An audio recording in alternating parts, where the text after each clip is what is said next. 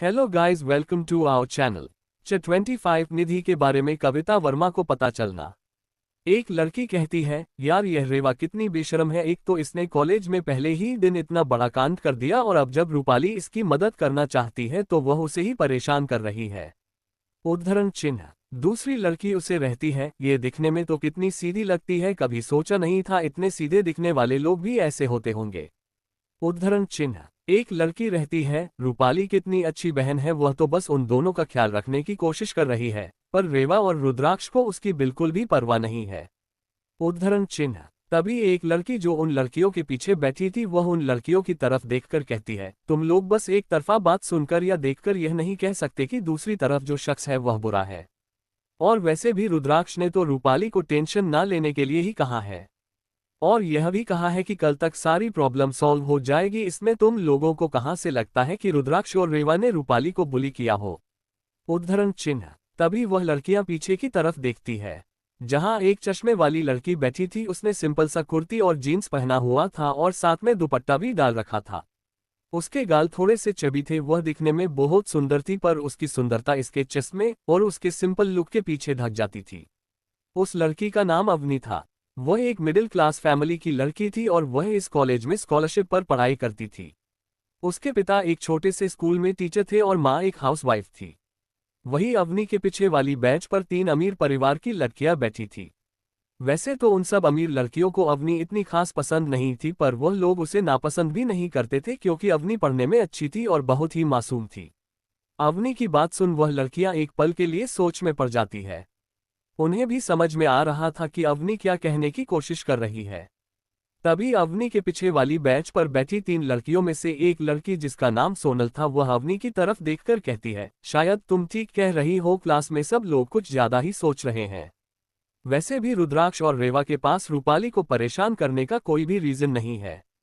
उद्धरण चिन्ह। तभी दूसरी लड़की, जिसका नाम काव्य था, वह कहती है, तुम सही कह रही हो, और वैसे भी रुद्राक्ष और रेवा हमेशा ही शांत रहते हैं, वह तो ज्यादा किसी से बात भी नहीं करते और रूपाली खुद उनके पास जाकर उनसे बात करती है और वह दोनों शांति से उसके सवालों का जवाब दे देते हैं। उद्धरण चिन्ह। तभी तीसरी लड़की, जिसका नाम मेघा था, वह कहती है, वैसे तुमने लोगों ने गौर किया तो पहले दिन भी रूपाली उन दोनों से बात करती है तो वह उन्हें किसी न किसी से माफी मांगने के लिए कहती है, जबकि उन दोनों की तो कोई गलती भी नहीं होती। और इस बार भी तो रेवा ने बस अर्थ और उनके दोस्तों से फ्लावर्स ही तो लिए थे, और यह बात तो सब जानते हैं कि रावत परिवार और मल्होत्रा परिवार हमेशा से दोस्त है, तो जाहिर सी बात है अर्थ उसको पहले से जानता था और कॉलेज के फर्स्ट दिन वह रेवा से अपने दोस्तों को इंट्रोड्यूस करवा रहा था। इसमें कुछ गलत तो नहीं है। उद्धरण चिन्ह। वह तीनों थोड़ा जोर से बात कर रही थी, जो क्लास में बाकी स्टूडेंट भी सुन रहे थे। उनकी बात सुन बाकी स्टूडेंट भी सोच में पड़ जाते हैं। उन्हें उन चारों लड़कियों की बात सही भी लगने लगती है और वह भी इस बारे में बात करने लगते हैं। ये सब देख रूपाली और निधि का चेहरा काला पड़ जाता है। निधि कुछ कहने वाली होती है कि तभी प्रोफेसर क्लास में अंदर आते हैं। उन्हें देख सब चुप हो जाते हैं। प्रोफेसर सबको पढ़ाने लगते हैं। देखते ही देखते लेक्चर खत्म हो जाता है। लेक्चर खत्म होते प्रोफेसर क्लास की तरफ मुड़कर देखते हैं और कहते हैं, आज के लिए बस इतना ही, और हाँ, आप सब नेक्स्ट वीक के एग्जाम के लिए अच्छे से पढ़ाई शुरू कर दीजिएगा क्योंकि इस बार पेपर से बहुत ही टफ होने वाले हैं। उद्धरण चिन्ह। प्रोफेसर की बात सुन कुछ स्टूडेंट के चेहरे उतर जाते हैं और कुछ निराशा में कहते हैं, क्या अर्णव सर, आपको हमें पहले से ही डरना जरूरी था। एक तो हम पहले ही एग्जाम की वजह से प्रेशर फील कर रहे थे, अब तो हमें आपकी बात सुनकर और डर लग रहा है कि हम इस बार एग्जाम में पास भी हो पाएंगे या नहीं। उद्धरण चिन्ह। प्रोफेसर अर्णव एक स्माइल पास करते हुए उनकी तरफ देखकर कहते हैं, यह क्या तुम लोग अभी से इतना डिमोटिवेट हो जाओगे तो कैसे चलेगा। मुझे तो तुम सबसे कितनी उम्मीदें लगा रखी थी कि तुम लोग एग्जाम के नाम से खुश हो जाओगे, पर तुमको देखकर तो लगता है कि तुम लोग एग्जाम के लिए बिल्कुल भी तैयार नहीं है। उद्धरण चिन्ह। प्रोफेसर की बात सुनकर एक लड़की कहती है, आप बिल्कुल भी चिंता ना करें सर, हम बहुत अच्छे से पढ़ाई करेंगे और आपको निराश नहीं करेंगे। उद्धरण चिन्ह। बाकी के स्टूडेंट भी उसे लड़की की हाँ में हाँ मिला देते हैं। अर्णव सर उन्हें खुश होकर देखते हैं और क्लास से चले जाते हैं। उन्हें जाता देख लड़कियां बस आहा भर के रह जाती है। दरअसल अर्णव सर कॉलेज का सबसे यंग और हैंडसम प्रोफेसर थे। वो बहुत ही चार्मिंग और मजाकिया इंसान थे। इतना ही नहीं, उनका पढ़ने का स्टाइल भी बहुत यूनिक था, इसलिए कॉलेज की सभी लड़कियां उन्हें बहुत ही पसंद करती है। अर्नव सर के जाने के बाद सभी स्टूडेंट भी अपनी अपनी सीट से उठकर कैंटीन की तरफ जाने लगते हैं क्योंकि अब तक लंच ब्रेक हो चुका था और इसके बाद उनका बस एक ही लेक्चर था। उसके बाद उनकी छुट्टी हो जाने वाली थी। तभी रुद्राक्ष को अर्थ का मैसेज आता है, वह उन्हें कैंटीन में आने के लिए कहता है। रुद्राक्ष भी हाँ में मैसेज करता है और रेवा से कहता है गुड़िया चलो कैंटीन चलकर कुछ खा लेते हैं। तभी रेवा कहती है हाँ भाई, वैसे भी मुझे जोरों की भूख लग रही है। उद्धरण चिन्ह। रुद्राक्ष उसके सर पर तपली मरते हुए कहता है तुम्हें तो खाने के नाम से ही भूख लग जाती है, पता नहीं व्रत के दिन तुम खुद को कैसे कंट्रोल करती हो। उद्धरण चिन्ह। रेवा, ये तो मेरा और मेरे महादेव का सीक्रेट है जो मैं हर किसी को नहीं बताती। ऐसा कहते हुए वो अपने फोन में देखती है जिसमें कुछ ईमेल आया होता है। रेवा, भाई आप पहले जाए और कैंटीन में जाकर मेरे लिए कुछ अच्छा सा ऑर्डर कर देना, मैं कुछ देर में आती हूँ। मुझे कुछ ईमेल आया है वो चेक करना ही और वॉशरूम भी जाना है। रुद्राक्ष भी हाँ में सर हिलाकर जाने लगाता है। वो जाते वक्त रेवा से कहता है जल्दी आना गुड़िया। रेवा भी अपना सर हाँ में हिला देती है और अपने फोन में आए ईमेल चेक करने के बाद वॉशरूम की तरफ बढ़ जाती है। वहीं दूसरी तरफ प्रिंसिपल सर अपना ऑफिस में अपना सर पकड़कर बैठे हुए थे। उन्हें ये समझ में नहीं आ रहा था कि अब वह सिचुएशन को कैसे हैंडल करें, क्योंकि वह वर्मा परिवार को ऑफेंड नहीं करना चाहते थे पर वह रावत परिवार के खिलाफ भी नहीं जा सकते थे। फिर वह हिम्मत करके अपना फोन उठाकर कविता वर्मा को कॉल लगा देते हैं। वहीं दूसरी तरफ निधि की मां कविता वर्मा इस वक्त एक बहुत इंपॉर्टेंट मीटिंग कंप्लीट करके मीटिंग रूम से बाहर आए होती है। वह इस वक्त बहुत ही खुश लग रही होती है। तभी उनके फोन पर कॉल आता है और वह कॉलर आईडी देखकर शॉक हो जाती है क्योंकि वह निधि के कॉलेज प्रिंसिपल की होती है। प्रिंसिपल का कॉल देख उन्हें इस बात का एहसास हो जाता है कि हो ना हो ये कॉल निधि के बारे में ही कुछ बताने के लिए आया होगा, क्योंकि वह अपनी बेटी के स्वभाव बहुत अच्छे से जानती थी कि हो ना हो उसने कॉलेज में कोई ना कोई कांड जरूर कर दिया होगा। वह तुरंत ही कॉल पिक कर लेती है और बहुत ही नम आवाज में कहती है हेलो प्रिंसिपल सर, मैं कविता वर्मा बात कर रही हूँ।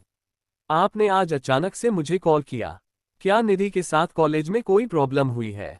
उद्धरण चिन्ह। कविता वर्मा की बात सुन प्रिंसिपल सर कहते हैं हेलो मिसेज कविता वर्मा, आपने सही गैस किया है, मुझे आपसे निधि के बारे में ही कुछ बात करनी थी। अगर हो सके तो आप अभी कॉलेज आ जाते तो बहुत अच्छा होता, क्योंकि यह बात हम फोन पर नहीं डिस्कस कर सकते। उद्धरण चिन्ह। प्रिंसिपल की बात सुनकर कविता वर्मा ने थोड़ा परेशान होकर बोली क्या बात है प्रिंसिपल सर, आप ऐसा क्यों बोल रहे हैं? क्या निधि ठीक तो है ना, उसे कुछ हुआ तो नहीं है ना? उद्धरण चिन्ह। प्रिंसिपल सर, नहीं मिसेज कविता वर्मा, निधि को कुछ भी नहीं हुआ है। बात दरअसल है कि प्रिंसिपल सर थोड़ी देर रुककर फिर से कहते हैं मिसेज कविता वर्मा, आप मिस्टर प्रताप रावत को तो जानती होगी। उद्धरण चिन्ह। कविता वर्मा, जी हाँ प्रिंसिपल सर, रावत परिवार और हमारा परिवार बहुत सालों से अच्छे दोस्त हैं। पर आप ये क्यों पूछ रहे हैं? उद्धरण चिन्ह। प्रिंसिपल सर अपने माथे पर हाथ करते हुए, आपको ये भी पता होगा कि मिस्टर प्रताप रावत के दो जुड़वा बच्चे जिनका नाम रुद्राक्ष और रेवा है, जो सालों पहले किडनैप हो गए थे, वह वापस आ गए हैं परिवार में। उद्धरण चिन्ह। कविता वर्मा, जी हाँ प्रिंसिपल सर, पर उसका क्या? उद्धरण चिन्ह। प्रिंसिपल सर, मिसेज कविता वर्मा, बात यह है कि निधि ने रेवा के एक पिक कॉलेज फोरम पर अपलोड की है और उसने रेवा के कैरेक्टर को खराब करने की कोशिश की है। उद्धरण चिन्ह। कविता वर्मा, आप ये कैसी बात कर रहे हैं प्रिंसिपल सर, मेरी बेटी कभी ऐसा कुछ कर ही नहीं सकती, आपको जरूर कोई गलत फहमी हुई है। उद्धरण चिन्ह। प्रिंसिपल सर, यह कोई गलत फहमी नहीं है मिसेज कविता वर्मा, ये सच्चाई है। रेवा के बड़े भाई रुद्राक्ष के पास निधि के खिलाफ सारे सबूत है, जिससे ये साबित होता है कि यह सब कुछ निधि ने ही किसी को पैसे देकर करवाया है। उद्धरण चिन्ह। कविता वर्मा, उनके पास किस तरह के सबूत है सर? क्या वह सब सच्चे भी हैं या नहीं, या फिर वह मेरी बेटी के ऊपर यूं ही इल्जाम लगा रहे हैं? और क्या ये बात रावत परिवार में किसी को पता भी है? उद्धरण चिन्ह। प्रिंसिपल सर, जी मिसेज कविता वर्मा, ये बात मिसेज कुसुम रावत को पता है। जब हमें रेवा के खिलाफ कंप्लेंट मिली थी तब हमने उनके पेरेंट्स को इन्फॉर्म कराने के लिए उन्हें कहा था और उनके पेरेंट्स के तौर पर मिसेज कुसुम रावत ही कॉलेज भी आई थी और उन्हें ये बात पता है। उद्धरण चिन्ह। कविता वर्मा, आपके कहने का मतलब है कि कसम कॉलेज आए थे रुद्राक्ष और रेवा की तरफ से उनके पेरेंट्स के तौर पर। अब तक ये बात पूरी रावत परिवार में किसी को भी नहीं पता। उद्धरण चिन्ह। प्रिंसिपल सर, जी हाँ मिसेज कविता वर्मा। फिर वह थोड़ा रुककर, मिसेज कविता वर्मा, रुद्राक्ष और रेवा चाहते हैं कि निधि पूरे कॉलेज के सामने पब्लिकली रेवा से माफी मांगे और अपनी गलती को एक्सेप्ट करे। इतना ही नहीं, वह एक सॉरी लेटर भी लिखे और उसी कॉलेज फॉर्म पर अपलोड करे। उद्धरण चिन्ह। प्रिंसिपल सर की बात सुनकर कविता का पर हाय हो जाता है, पर वह अपनी बातों से उसे जताती नहीं। वह प्रिंसिपल सर से कहते हैं, क्या इस बारे में अब तक किसी और को पता चला है कि मेरी बेटी ने ये किया है? उद्धरण चिन्ह। प्रिंसिपल सर, नहीं मिसेज कविता वर्मा, पर आप ये क्यों पूछ रही है? देखिए, निधि ने गलती तो की है, उससे माफी तो मांगनी पड़ेगी। मैंने रुद्राक्ष और रेवा को समझने की कोशिश भी की है कि निधि उनसे पर्सनली माफी मांग लेगी और वह रेवा को एक सॉरी लेटर भी लिख कर दे देगी, और वह ये भी प्रॉमिस करेगी कि वह आगे से ऐसा कुछ नहीं करेगी। पर रुद्राक्ष चाहता है कि निधि ने पूरे कॉलेज के सामने रेवा के कैरेक्टर को खराब करने की कोशिश की है, इसलिए उसे माफी भी पूरे कॉलेज के सामने ही मांगनी होगी। आई एम सॉरी मैसेज कविता वर्मा, मैं उनके आगे आपकी हेल्प नहीं कर सकता, आप मेरी सिचुएशन समझने की कोशिश कीजिए। आप तो जानती ही है कि मिस्टर प्रताप रावत इस कॉलेज के ट्रस्टी है और मैं उनके खिलाफ नहीं जा सकता। उद्धरण चिन्ह। कविता वर्मा, मैं आपकी सिचुएशन समझ सकती हूँ प्रिंसिपल सर, आप चिंता मत कीजिए, मैं इस बारे में खुद मिस्टर प्रताप से बात करूंगी कि वह रुद्राक्ष और रेवा को समझाएं कि निधि अभी नादान है और उसे नादानी में ये गलती हो गई, बहू ने माफ कर दे और उसे इतनी बड़ी सजा दे। उद्धरण चिन्ह। प्रिंसिपल सर, मैं उम्मीद करता हूँ मिसेज कविता वर्मा की मिस्टर प्रताप रावत आपकी बात समझेंगे। और एक और बात है कि रुद्राक्ष ने निधि को माफी मांगने के लिए सिर्फ कल तक का ही वक्त दिया है, तो आप इतनी जल्दी हो सके उतनी जल्दी इस मामले को सुलझा दीजिए, क्योंकि अगर यह बात बाहर आ गई कि हमारे कॉलेज के किसी लड़की ने उसी की क्लासमेट के साथ इस तरह का बर्तन किया है तो हमारे कॉलेज का नाम ही खराब होगा। उद्धरण चिन्ह। कविता वर्मा, आपने मुझे यह इन्फॉर्म किया, इसके लिए थैंक यू प्रिंसिपल सर, मैं अब सब कुछ संभाल लूंगी, आप इस मामले में निश्चित हो जाए। उद्धरण चिन्ह। प्रिंसिपल सर से बात कर कविता वर्मा फोन रख देती है और वह टेंशन में अपना सर पकड़ लेती है कि अब वह क्या करे। दूसरी तरफ रेवा के साथ। जब रेवा वॉशरूम से फ्रेश होकर वहां लगे मिरर के सामने अपने हाथ धो रही होती है, तभी उसके पीछे 5 लड़कियां आकर खड़ी हो जाती है। उस लड़कियों में सबसे आगे जो लड़की खड़ी थी उसका नाम टीना था। वो न लड़कियों के ग्रुप की लीडर भी थी। 26 टीना और उसके चमचियों की पिटाई। आगे रेवा अपने हाथ धोते हुए इन लड़कियों को अपने सामने लगे मिरर में एक नजर देखती है। रेवा टीना को देखते ही पहचान जाती है। दरअसल टीना और इसकी सहेलियां भी उन्हीं स्टूडेंट्स में से होती है जो पिछले जन्म में उसे और रुद्राक्ष को कॉलेज में बहुत परेशान करते थे। तीन एक अमीर परिवार की बिगड़ेल लड़की थी। उसे अपने पैसों और खूबसूरती का कुछ ज्यादा ही घमंड था। रेवा जानती थी कि टीना अर्थ को पसंद करती है और वह उसके लिए पागल है। पिछले जन्म में भी टीना रेवा को सिर्फ इसलिए परेशान करती थी क्योंकि अर्थ रेवा से बहुत ही अच्छे से बात करता था। इसलिए टीना को रेवा से जलन होती थी, क्योंकि अर्थ टीना को बिल्कुल भी भाव नहीं देता था। टीना के डैड और अर्थ के डैड आपस में बिजनेस पार्टनर भी थे, इसीलिए टीना को लगता था कि वह अर्थ के लिए बिल्कुल परफेक्ट मैच है। वह अर्थ के साथ किसी और लड़की को बिल्कुल भी बर्दाश्त नहीं कर सकती थी, पर अर्थ उसे बिल्कुल भी पसंद नहीं करता था। टीना के एक्सप्रेशन पर देखकर रेवा इतना तो समझ जाती है कि वह यहाँ उससे दोस्ती करने तो आई नहीं होगी, इसलिए वह भी इस बार टीना और उसकी चमचियों से अच्छे से बदला लेने का मन बना लेती है। वह अपने हाथों को धोकर पीछे पलटकर वहां से जाने लगती है, तभी टीना उसका रास्ता रोककर बीच में खड़ी हो जाती है। टीना को अपने रास्ते के बीच में आता हुआ देख रेवा उसकी तरफ अपनी कोल्ड नजरों से देखती है।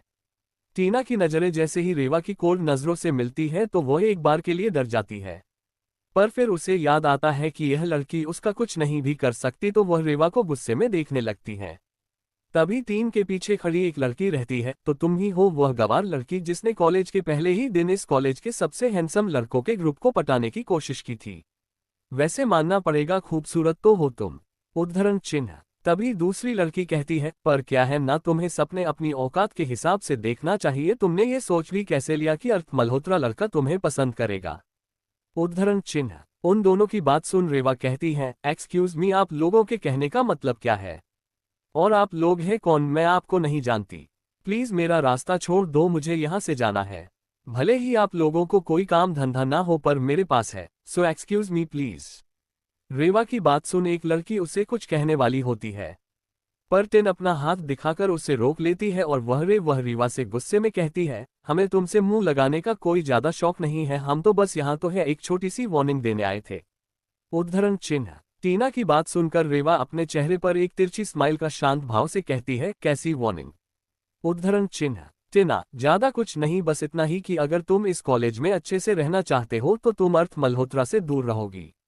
और अगर एक बार फिर तुमने उनसे दोस्ती करने की या उससे बात करने की कोशिश की तो मैं तुम्हारा इस कॉलेज में रहना मुश्किल कर दूंगी। उद्धरण चिन्ह। रेवा अपनी मजाकिया स्माइल के साथ कहती है, और तुम होती कौन हो जो मुझे ये बताएं कि मुझे किसके साथ दोस्ती करनी चाहिए और किसके साथ नहीं। और अगर मैं अर्थ मल्होत्रा के साथ दोस्ती करूं या उसके साथ दोस्ती ना करो, इससे तुम्हें क्या फर्क पड़ता है? तुम अपने काम से कम रखो, दूसरों के बीच अपनी टांग क्यों अड़ा रही हो। उद्धरण चिन्ह। रेवा की बात सुनकर टीना को बहुत गुस्सा आता है। वह गुस्से में उसकी तरफ उंगली पॉइंट करके कहती है, यू बीच, तुम्हारी हिम्मत कैसे हुई मेरे साथ इस तरह बात करने की? दो कौड़ी की औकात नहीं है तुम्हारी और चली है मेरे अर्थ को अपने जाल में फंसने के लिए। एक बात अपने कान खोलकर सुन लो, अर्थ मल्होत्रा सिर्फ और सिर्फ मेरा है। अगर तुमने उसके करीब जाने की कोशिश की तो मुझे बुरा कोई नहीं होगा। उद्धरण चिन्ह। टीना को गुस्से में देख रेवा को बहुत मजा आ रहा होता है। वह उसे और भड़कते हुए कहती है, ओ रियली, और अगर मैं तुम्हारी बात ना मानो तो तुम क्या करोगी मेरे साथ? उद्धरण चिन्ह। रेवा की बात सुन टीना को बहुत गुस्सा आता है और वह उसे थप्पड़ मारने के लिए अपना हाथ उठाती है। इससे पहले कि टीना रेवा को थप्पड़ मार पाती, रेवा उसका हाथ पकड़ लेती है और वो टीना का हाथ जोर से मरोड़ देती है। इसी के साथ तीन के मुंह से चिक निकल जाती है।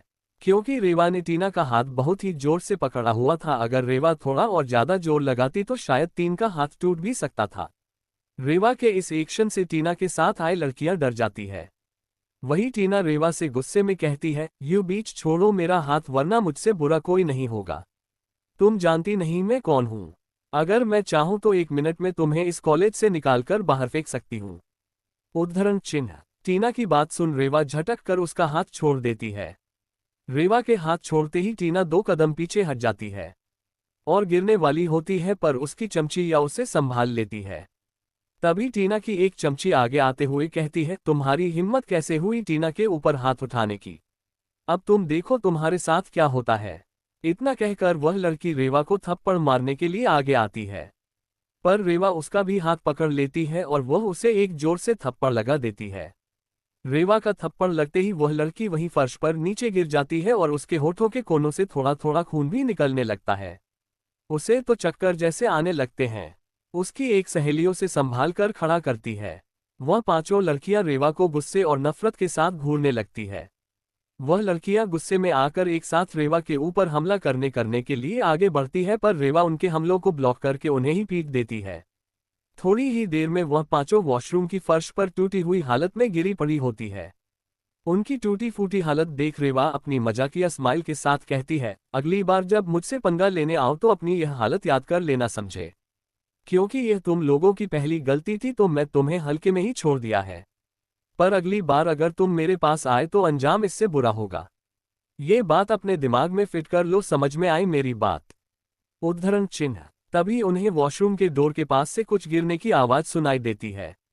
वह लोग उस तरफ देखते हैं तो 4 लड़कियां वहां खड़ी थी और उनमें सबसे आगे खड़ी लड़की के हाथों में पड़ी हुई बुक नीचे गिरी होती है। 27 चैप्टर 27। आगे वो चारों लड़कियां एक तक सामने का नजारा देख रही थी। बुक गिरने की आवाज से वो 5 होश में आती है। होश में आते ही जिस लड़की से हाथ से वह बुक गिरी होती है वह लड़की तुरंत झुककर अपनी बुक को उठा लेती है। उसे लड़की की नजर है अन्य से रेवा के ऊपर चली जाती है, पर जैसे ही उसकी नजर रेवा की कोल्ड नजरों से मिलती है वह डर के 2 कदम पीछे हो जाती है। पर उसके पीछे खड़ी लड़की है उसे संभाल लेती है। दरवाजे पर कोई और नहीं, अवनी, सोनल, काव्या और मेघा खड़ी थी। अपने सामने का नजारा देख अवनी के तो डर के मारे पैर कांप रहे थे। उसे पीछे से सोनल ने नहीं पकड़ रखा होता तो अभी तक अवनी नीचे की गिर गई होती है। उन चारों को देख टीना के चेहरे पर खतरनाक स्माइल आ जाती है। वह रेवा से कहती है, अब तुम्हें कोई नहीं बचा सकता। मैं तुम्हारी कंप्लेंट प्रिंसिपल सर से करूंगी कि तुमने मुझे और मेरी फ्रेंड्स को वॉशरूम में मारा है। और अब तो हमारे पास गवाह भी है तुम्हारे खिलाफ। अब तुम कॉलेज में आगे पढ़ने का सपना देखना छोड़ दो तो अच्छा है।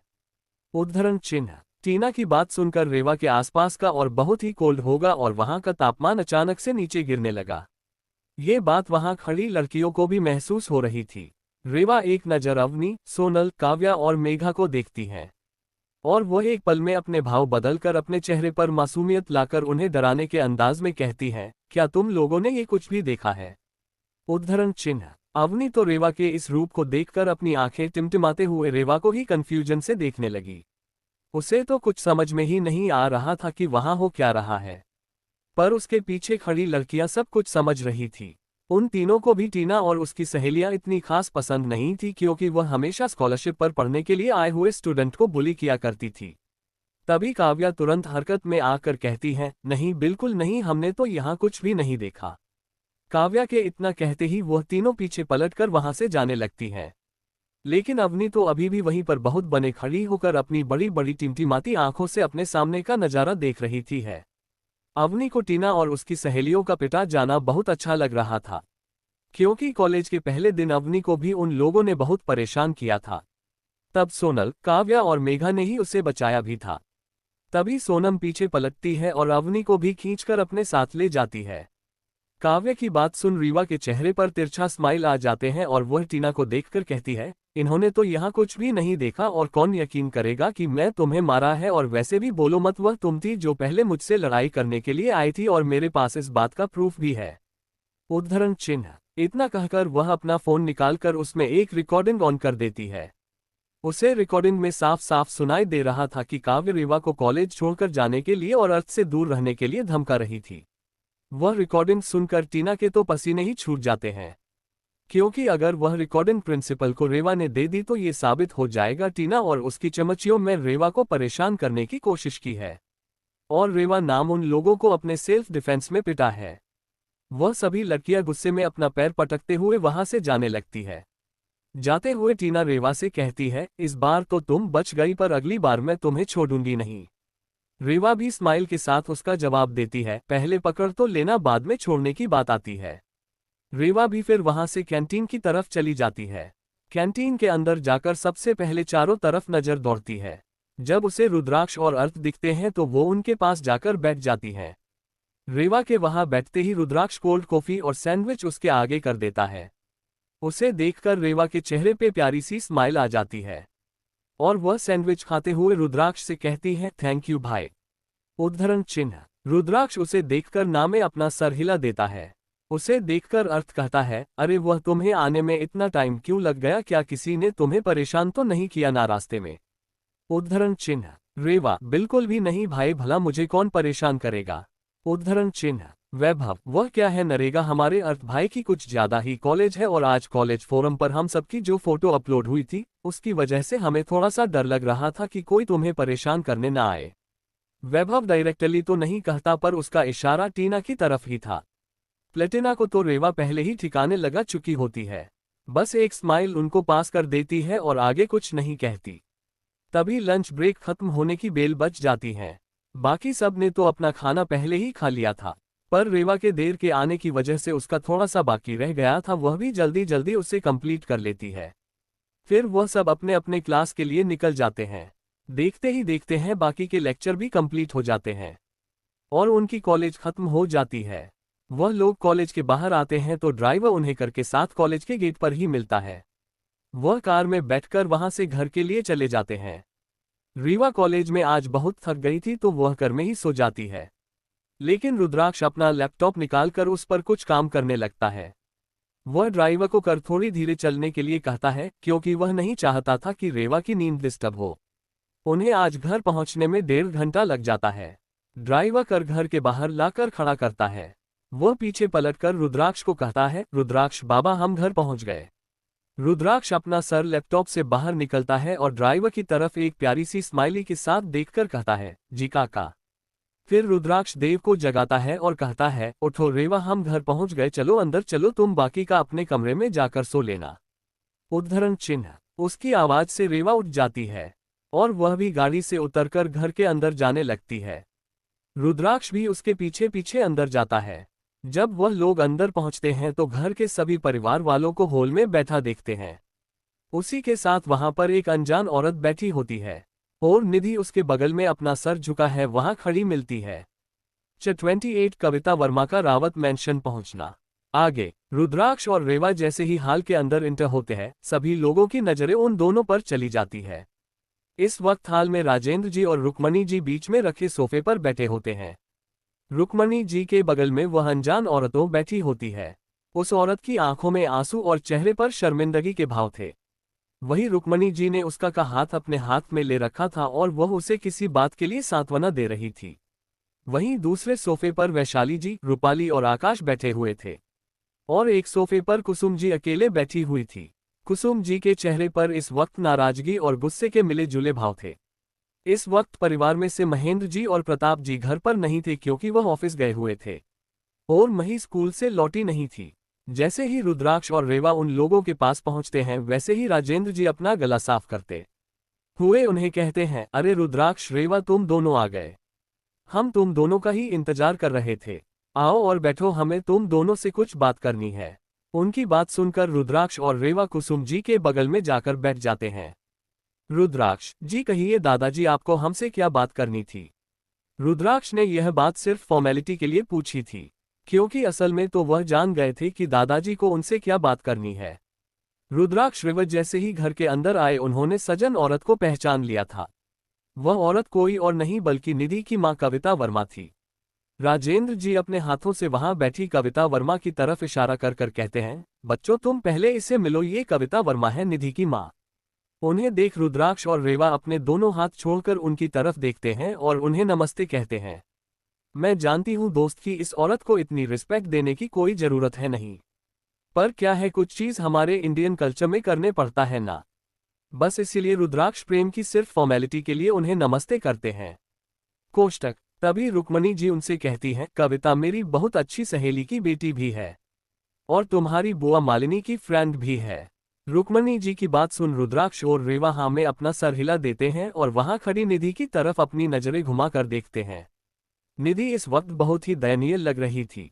उसका एक गाल सूजा हुआ था जैसे किसी ने उसे बहुत जोर से थप्पड़ मारा हो और उसे देखकर लग रहा था कि वह बहुत रोई भी थी। रुद्राक्ष और रेवा को निधि की तरफ यूं देखता देखकर कविता जी उन दोनों का ध्यान अपनी तरफ खींचने के लिए अपने चेहरे पर एक दर्द भरी मुस्कान लाकर बोलती हैं, रुद्राक्ष रेवा, मुझे प्रिंसिपल सर ने रेवा के साथ कॉलेज में जो भी हुआ वह सब बता दिया है। इतना ही नहीं, उन्होंने मुझे ये भी बताया है कि तुम लोगों को लगता है कि यह सब कुछ निधि ने किया है, पर मेरा यकीन मानो बच्चों, निधि ऐसा कभी कुछ कर ही नहीं सकती। वह तो तुम दोनों को अपने छोटे भाई और बहन की तरह मानती है। उद्धरण चिन्ह। उनकी बात सुनकर भी रुद्राक्ष और रेवा कुछ नहीं कहते, वह दोनों बस एकटक उन लोगों को देख रहे होते हैं। उन दोनों को कुछ ना बोलता हुआ देख रूपाली कहती है, हाँ रेवा, रुद्राक्ष, कविता आंटी सही कह रही है, आखिर निधि तुम्हारे साथ ऐसा क्यों करेगी। तुम दोनों को शायद जरूर कोई गलत फहमी हुई है जिस वजह से तुम दोनों को ऐसा लगता है कि वह फोटो निधि ने अपलोड करवाई है। उद्धरण चिन्ह। रूपाली की बात सुन रेवा रहती है, ये बात हमें कैसे पता होगी कि निधि हमारे साथ ऐसा क्यों करेगी, ये तो वही जानती है, इसका जवाब हम कैसे दे सकते हैं। उद्धरण चिन्ह। तभी निधि अपने आंखों में मगरमच्छ के आंसू लेकर कहती है, रुद्राक्ष रेवा, मैं जानती हूँ तुम दोनों मुझे कॉलेज के पहले दिन से ही पसंद नहीं करते, पर इसका यह मतलब नहीं है कि तुम्हारे साथ कॉलेज में कुछ भी हो तो वह मैंने किया है। मैं सच कह रही हूं, मैं रेवा की कोई भी फोटो अपलोड नहीं करवाई। अगर तुम लोग फिर भी नहीं समझना चाहते तो मैं तुम्हारी तसल्ली के लिए तुमसे यहाँ पूरे परिवार के सामने माफी मांगने को तैयार हूँ। उद्धरण चिन्ह। इतना बोलकर वो रेवा के सामने जाकर घुटनों के बल बैठ जाती है और उससे कहती है, मुझे माफ कर दो रेवा, मुझे नहीं पता मेरी क्या गलती है जो तुम मुझ पर ऐसा झूठा इल्जाम लगा रही हो, पर प्लीज तुम मुझे पूरे कॉलेज के सामने कल शर्मिंदा मत करना, वरना मैं कभी कॉलेज में अपना सर उठाकर चल नहीं पाऊंगी। इतना कहा वह जोर जोर से रोने लगी। निधि के इस तरह रोने से रेवा इरिटेट होकर अपने कानों को सहलाती है, पर वह कुछ भी नहीं बोलती। वही रुद्राक्ष अभी भी शांत भाव से सब कुछ देख रहा था। उसे देखकर कोई नहीं कह सकता था कि वो इस वक्त क्या सोच रहा होगा। उन दोनों को कुछ ना कहता देख रुक्मणी जी निधि की तरफ प्यार से देखते हुए कहती है, निधि बेटा, तुम उससे यूं माफी क्यों मांग रही हो जबकि तुमने कुछ किया ही नहीं है। माफी तो उन दोनों को मांगनी चाहिए क्योंकि उन्होंने तुम पर झूठा इल्जाम लगाया है। रुक्मणी जी की बात सुनकर निधि तुरंत खड़ी हो जाती ही और वापस जाकर उसी जगह खड़ी हो जाती है जहां पहले खड़ी थी। फिर रुक्मणी जी सख्ती से रुद्राक्ष और रेवा की तरफ देखकर कहती है, तुम इस तरह बुत बनकर क्यों बैठी हो। एक तो तुम्हारी गलती की वजह से हमारे परिवार की पूरे कॉलेज में इतनी बदनामी हो गई। तुम्हारी गलती की वजह से रूपाली और आकाश पूरे कॉलेज में किसी से नजरें नहीं मिला पा रहे थे। उन्हें कॉलेज बीच में ही छोड़कर घर आ जाना पड़ा। और तुम अपनी सारी गलतियों को निधि जैसी प्यारी बच्ची के ऊपर डाल रही हो। इतना ही नहीं, तुम चाहती हो कि वो पूरे कॉलेज के सामने तुमसे माफी भी मांगे। अरे माफी तो तुम्हें उससे मांगनी चाहिए। उद्धरण चिन्ह। रुक्मणी जी की बात सुन रेवा कहती है, मेरी गलती क्या है जो आप मुझे इस तरह डांट रही है? और मैंने ऐसी कौन सी गलती की है जिसकी वजह से हमारे परिवार की बदनामी हुई हो? उद्धरण चिन्ह। 29 रुक्मणी जी का निधि की तरफदारी करना। आगे, रुक्मणी जी, ये सब तुम्हारी ही तो गलती है ना। अगर तुम कल कॉलेज में अनजान लड़कों से फूल नहीं लेती तो कोई तुम्हारी तस्वीर नहीं खींचता, और ना ही उसे कोई कॉलेज के वेबसाइट पर अपलोड करता। इन सब में तुम्हारी ही गलती है, इसीलिए तुम्हें निधि को कुछ भी कहने का हक नहीं है जब वह बेगुनाह हो। उद्धरण चिन्ह। रुक्मणी जी की बात सुन कुसुम जी रेवा के बचाव में कहती है, मां, रेवा ने किसी भी अनजान लड़कों से फूल नहीं लिए। वह लड़के कोई और नहीं, अर्थ और उनके दोस्त थे, और आप ये बात अच्छे से जानती है कि अर्थ रेवा और रुद्राक्ष दोनों को उनके इस घर में आने से पहले से जानता है। उद्धरण चिन्ह। कुसुम जी की बात सुन रुक्मणी जी उसे पर गुस्सा करते हुए कहती है, तुम्हें बीच में बोलने का हक किसने दिया? इस मामले में तुम दूर ही रहो तो अच्छा होगा। पहले भी जब तुम्हें कॉलेज वालों ने बुलाया था तो तुम खुद चली गई थी। तुमने यह बात एक बार मुझे ये घर में किसी को बताने की जरूरत भी नहीं समझी। उद्धरण चिन्ह। तभी रुद्राक्ष कोल्ड वॉइस में कहता है, वह हमारी माँ है, हमारे मामले में उन्हें बोलने के लिए किसी की इजाजत की जरूरत नहीं है। और वैसे भी माँ को कॉलेज वालों ने नहीं, हमने फोन करके बुलाया था, और उनको हमने यह नहीं बताया था कि उन्हें कॉलेज क्यों आना है। उन्हें तो कॉलेज पहुंचने के बाद ही प्रिंसिपल से सारी सच्चाई पता चली थी, तो आप उन्हें इस मामले में कुछ भी नहीं कह सकती। उद्धरण चिन्ह। रुद्राक्ष की बात सुन रुक्मणी चाहिए उसे गुस्से में देखने लगती है। तभी राजेंद्र जी रुक्मणी जी से कहते हैं, रुक्मणी, रुद्राक्ष सही कह रहा है, और वैसे भी इन सब में रेवा की क्या गलती है? तुम भी यह अच्छे से जानती हो कि रेवा अर्थ को पहले से जानती है, और अगर अर्थ अपने दोस्तों को रेवा से मिलवा रहा था तो इसमें कोई गलत बात भी तो नहीं है। उद्धरण चिन्ह। राजेंद्र जी की बात सुन रुक्मणी जी कुछ कहा ही नहीं पा रही थी। तभी कविता रुक्मणी जी का हाथ पकड़कर कुसुम की तरफ देखकर कहती है, मुझे माफ कर दो कुसुम की रेवा के साथ यह सब हुआ, पर तुम रुद्राक्ष और रेवा को समझ सकती हूँ कि वह इस तरह मेरी बेटी नीति पर बेवजह इल्जाम ना लगे। माना कि रुक्मणी आंटी तुम्हें प्रताप के लिए नापसंद कर मुझे पसंद करती है, और तुम इस वजह से मुझसे नाराज भी रहती हो, पर इस बात का गुस्सा तुम निधि के साथ क्यों निकल रही हो? उद्धरण चिन्ह। इस वक्त कविता की बात कोई बेवकूफ आदमी सुन ले तो उसे ऐसा ही लगेगा कि कुसुम जी ने ही रेवा और रुद्राक्ष को निधि के खिलाफ भड़काया है। कविता की बात सुन रेवा उनसे कहती है, आंटी जी, अब तो हमारी मां पर ऐसे इल्जाम लगा रही है जैसे उसी ने निधि को इन सब में फंसाया हो।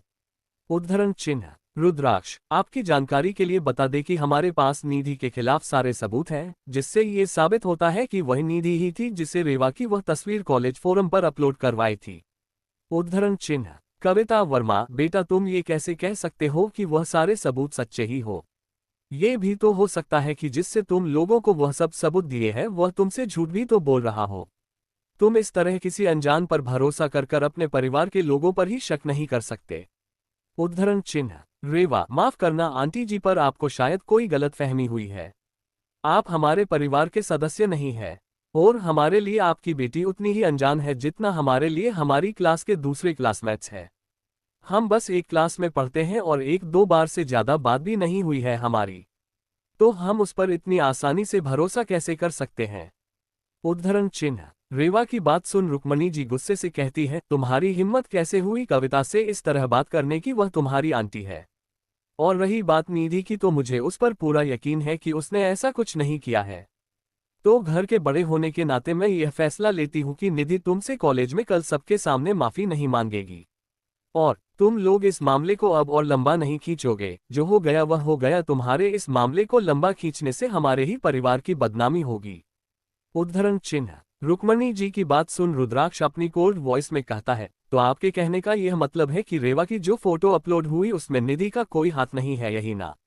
और कल वह कॉलेज में माफी नहीं मांगेगी? तो ठीक है, हम आपकी बात मान लेते हैं। उद्धरण चिन्ह। रुद्राक्ष की बात सुन रुक्मणी जी हाँ में अपना सर हिला देती है। राजेंद्र जी गहरी सांस लेकर छोड़ते हैं और वह रुद्राक्ष और रेखा की तरफ ऐसे दिखते हैं जैसे वह उनसे निराश हो गए हो, क्योंकि वह सीधे सीधा रुक्मणी जी से बहस नहीं कर सकते थे। आखिर जैसी भी हो वह थी तो उनकी पत्नी ही, वह हर बार उनसे लड़ाई में नहीं जीत सकते थे। इसलिए उन्होंने ये सोचा था कि कम से कम रुद्राक्ष और रीवा उनके सामने हार ना माने।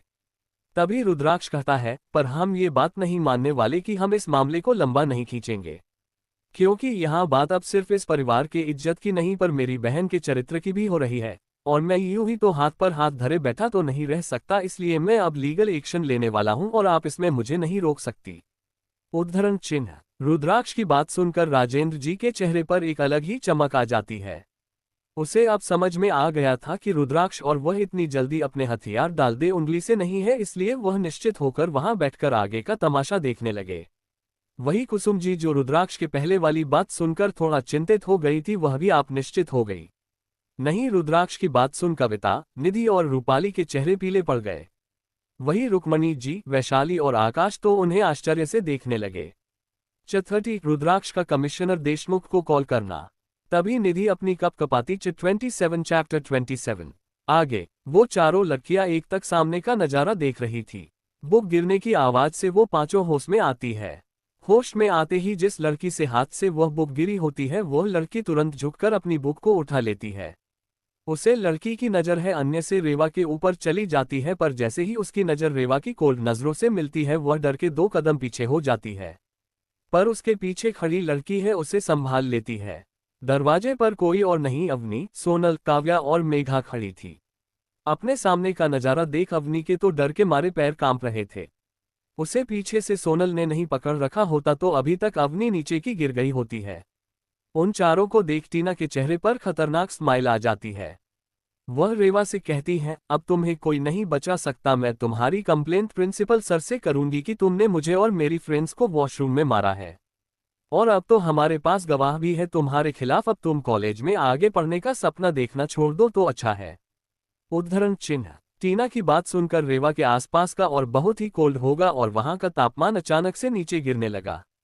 ये बात वहां खड़ी लड़कियों को भी महसूस हो रही थी।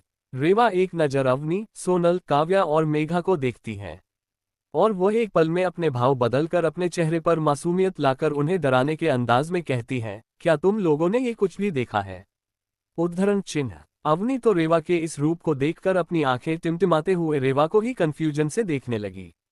उसे तो कुछ समझ में ही नहीं आ रहा था कि वहां हो क्या रहा है, पर उसके पीछे खड़ी लड़कियां सब कुछ समझ रही थी।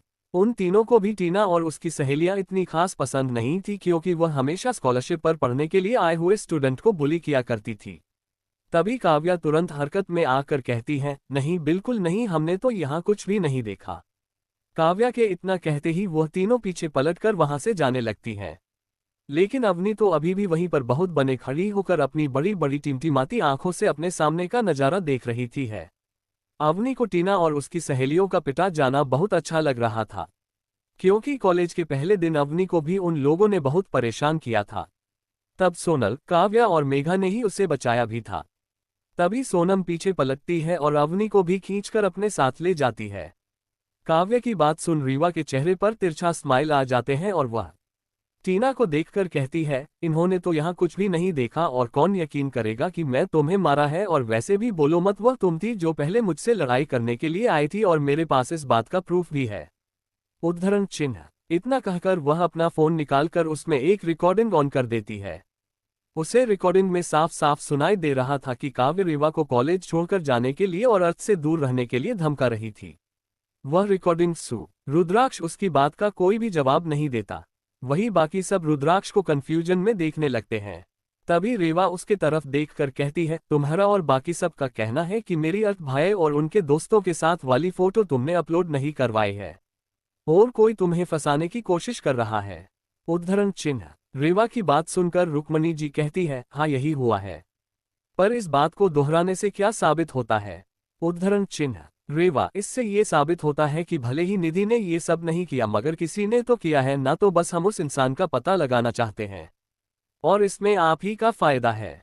इससे ये भी पता चल जाएगा कि निधि को इन सब में किसने फंसाया है। उद्धरण चिन्ह। रेवा की बात सुन निधि को तो चक्कर से आने लगते हैं। वही रूपाली के माथे पर भी पसीने की बूंदें उभर आती है, क्योंकि निधि को ये सब करने के लिए रूपाली ने ही कहा था और अब उसे यह डर लग रहा था कि कहीं निधि डर के मारे उसका नाम ना सबके सामने ले ले। वहीं बाकी सब रेवा और रुद्राक्ष को हैरानी से देख रहे थे।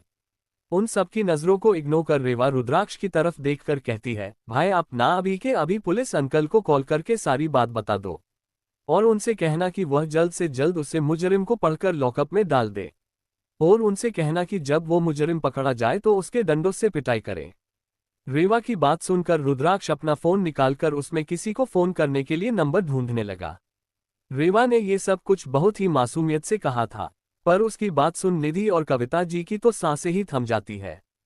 तभी निधि रहती है, रेवा तुम इतनी छोटी सी बात के लिए पुलिस कंप्लेंट करना चाहती हो?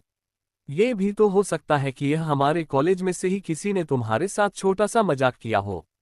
उद्धरण चिन्ह। निधि की बात सुन रेवा अपनी आंखों को गोल घूमते हुए उसकी तरफ देखकर कहती है, तुम इतनी परेशान क्यों हो रही हो जब तुमने कुछ किया ही नहीं? और देखो ना, मेरी दादी माँ और मेरी इतनी फिक्र करने वाली बहन, वह भी तो तुम्हारा ही साथ दे रही है। अगर यह कोई मजाक भी था तो कोई छोटा मोटा मजाक नहीं था। आखिर उसने मेरे कैरेक्टर पर उंगली उठाई है। जिसने भी ये किया है उसे सजा तो मिल नहीं चाहिए। अब तो मैं भी जानना चाहती हूँ कि वह तुम नहीं तो कौन है? उद्धरण चिन्ह। तभी रुक्मणी जी रुद्राक्ष की तरफ गुस्से में देखकर कहती है, अपना फोन नीचे रखो रुद्राक्ष। अगर तुमने इस मामले की कंप्लेंट पुलिस में की तो अब तक जो बात सिर्फ कॉलेज में फैली थी, वह बात कल पूरे शहर में फैल जाएगी। इससे हमारे परिवार की ही बदनामी होगी। उद्धरण चिन्ह। रुक्मणी जी की बात सुनकर राजेंद्र जी बोलते हैं, तुम्हारे कहने का क्या मतलब है रुक्मणी? सिर्फ परिवार के बदनामी के डर से क्या हम अपनी बच्ची के साथ नाइंसाफी होने देंगे?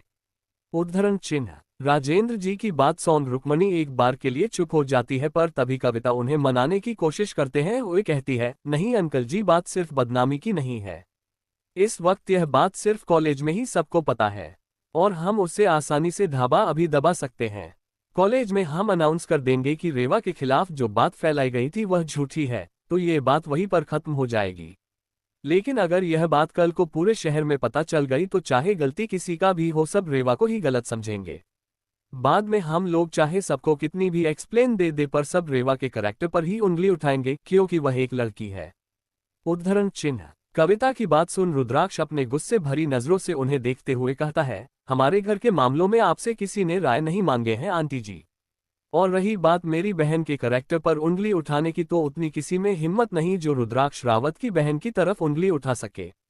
उंगली तो छोड़ो, अगर किसी ने उसकी तरफ नजर भी उठाए तो उसका अंजाम बहुत बुरा होगा। उद्धरण चिन्ह। रुद्राक्ष की बात सुन कविता थोड़ी सी डर गई और उसने शर्मिंदगी में अपना सर नीचे झुका लिया। उसका झुका हुआ सर देख रुक्मणी जी को बुरा लगा और उसने रुद्राक्ष कहा, अपने बड़ों से बात करने का। कविता जी तुम्हारी माँ की जैसी है। उद्धरण चिन्ह। रुद्राक्ष रुक्मणी जी की तरफ अपनी कोल्ड नजरों से देखते हुए, माफ करना दादी माँ, पर वह नहीं तो मेरी माँ जैसी है और ना ही मेरी माँ है। और रही बात आपकी पुलिस कंप्लेंट न करने की, तो आपको ये पहले भी कह चुका हूं कि अब सिर्फ ये बात आपके परिवार के इज्जत की नहीं है, ये बात अब मेरी बहन की इज्जत की भी है, जिससे मैं कोई भी कॉम्प्रोमाइज नहीं करने वाला। उद्धरण चिन्ह। इतना कहते हुए ही उसने अपने फोन से किसी को कॉल लगा दिया। इस वक्त रुद्राक्ष बहुत ही ज्यादा गुस्से में लग रहा था। उसने फोन अपने कान के पास रखते हुए गहरी गहरी सांस फिल्म और खुद को शांत किया। सामने की तरफ से कॉल रिसीव हुआ और उसने रुद्राक्ष से कहा, कैसे हो रुद्राक्ष बेटा, और रेवा कैसी है? बड़े दिनों बाद मेरी याद आई। वैसे कैसे कॉल किया मुझे, क्योंकि मैं यह अच्छे से जानता हूं बेवजह तो तुमने मुझे कॉल किया नहीं होगा। उद्धरण चिन्ह। सामने की तरफ की बात सुनो अपनी चेहरे पर सीरियस एक्सप्रेशन लाते हुए कहा, मैं बिल्कुल ठीक हूं पुलिस कमिश्नर देशमुख, और रेवा भी ठीक है। और आपने सही कैसे किया, मैंने आपसे एक खास सिलसिले में बात करने के लिए ही कॉल किया है। उद्धरण चिन्ह। रुद्राक्ष के मुंह से पुलिस कमिश्नर देशमुख का नाम सुनते हैं वहां बैठे सभी लोगों के चेहरे आश्चर्य से भर गए। उन्हें यकीन नहीं हो रहा था कि रुद्राक्ष जैसा एक लड़का सिटी के पुलिस कमिश्नर से इतनी फॉर्मली बात कर रहा है। कमिश्नर का जिक्र सुनते हैं एक बार के लिए तो निधि और कविता की सांस ही अटक गई थी। वही कमिश्नर देशमुख भी रुद्राक्ष के मुंह से अपने लिए पुलिस कमिश्नर देशमुख सुनकर समझ गए थे कि बात कुछ सीरियस है। करना रुद्राक्ष नॉर्मली उसे हमेशा कमिश्नर अंकल कहकर ही बुलाता था, इसलिए वह भी ध्यान से रुद्राक्ष की बात सुनाने लगते हैं। तभी सबके कानों में फिर से रुद्राक्ष की आवाज चाहती है जो फोन पर बात करते हुए कह रहा था, आपने बिल्कुल सही गैस किया है पुलिस कमिश्नर देशमुख, मुझे एक कंप्लेन लिखवानी है। इतना ही नहीं, मैं चाहता हूं कि इस मामले की इन्वेस्टिगेशन आप खुद करें। और हाँ, अगर हो सके तो मुझे कल तक मुजरिम सलाखों के पीछे चाहिए। फिर वह पुलिस कमिश्नर देशमुख को रेवा के साथ कॉलेज में जो कुछ भी हुआ वह बता देता है। रुद्राक्ष की सारी बात कमिश्नर देशमुख उसे कहते हैं, क्या रेवा के साथ इतना कुछ हो गया और तुम मुझे यह अब बता रहे हो? और तुम ये भी कह रहे हो कि वह इस वक्त ठीक है? मुझे पहले उससे बात करनी है। अगर वह तुम्हारे साथ है तो उसे अभी के अभी फोन दो। जब तक मैं उससे बात नहीं करता तब तक मैं चैन से बैठ नहीं सकता। उद्धरण चिन्ह। कमिश्नर देशमुख आवाज में रेवा के लिए चिंता साफ झलक रही थी। उनकी बात सुन रुद्राक्ष उनके बाद में हमें भरते हुए फोन रेवा की तरफ करके उसे कहता है, वह तुमसे बात करना चाहते हैं। 31 निधि के खिलाफ पुलिस कंप्लेंट। रेवा चाहते हुए फोन ले लेते हैं और कहती है, हेलो पुलिस अंकल, आप कैसे हैं? वहां से कमिश्नर देशमुख की चिंता भरी आवाज सुनाई देती है, मैं तो ठीक हूँ बेटा, पर पहले ये बताओ कि तुम ठीक हो ना? किसी ने तुम्हें कॉलेज में परेशान तो नहीं किया ना? और अगर किया है तो मुझे बताओ, मैं उन्हें भी जेल में डाल दूंगा। उद्धरण चिन्ह। उनकी बात सुनकर रेवा हंसते हुए कहती है, आपको ऐसा करने की कोई जरूरत नहीं है पुलिस अंकल, मैं बिल्कुल ठीक हूँ और मुझे कुछ भी नहीं हुआ है। रेवा की आवाज सुने वह थोड़ा शांत होकर कहते हैं, तुम कहती हो तो मान लेता हूँ, और हाँ तुम बिल्कुल भी चिंता मत करो, जिसने भी तुम्हारे साथ ये किया है वह कल तक जेल में बंद होगा। उद्धरण चिन्ह। रेवा, थैंक यू अंकल, अच्छा अब मैं फोन रखती हूँ, आपको भी दूसरा काम होगा ना, bye. Commissioner Deshmukh, okay bye बेटा। ये कहते हुए वह दोनों फोन कट कर देते हैं। वही हॉल में बैठे सभी लोग उन्हें को ऐसे देख रहे होते हैं जैसे उन्होंने दुनिया का कोई 8वां अजूबा देख लिया हो। तभी राजेंद्र जी सबसे पहले होश में आकर रुद्राक्ष कहते हैं, रुद्राक्ष क्या तुम इस वक्त पुलिस कमिश्नर यशवंत देशमुख से बात कर रहे थे? तुम उन्हें कैसे जानते हो? उद्धरण चिन्ह। इससे पहले कि रुद्राक्ष कुछ कहता रुक्मणी जी गुस्से में कहती है, यह जरूर इसका कोई खेल होगा जो निधि को डराने के लिए खेल रहा होगा, ताकि वह कॉलेज में माफी मांगने के लिए मान जाए, वरना इसकी इतनी औकात जो ये सीधा पुलिस कमिश्नर से बात कर सके। उद्धरण चिन्ह। रुक्मणी जी की बात सुनो रुद्राक्ष अपने चेहरे पर एक तीखी मुस्कान दिए कहता है, मेरी औकात आपने अभी देखी कहाँ है दादी माँ, अभी तो सिर्फ शुरुआत है। आप तो बस आराम से बैठकर तमाशा देखिए, कल सबको पता चल जाएगा कि वह तस्वीर है किसने कॉलेज के फोरम पर अपलोड की थी।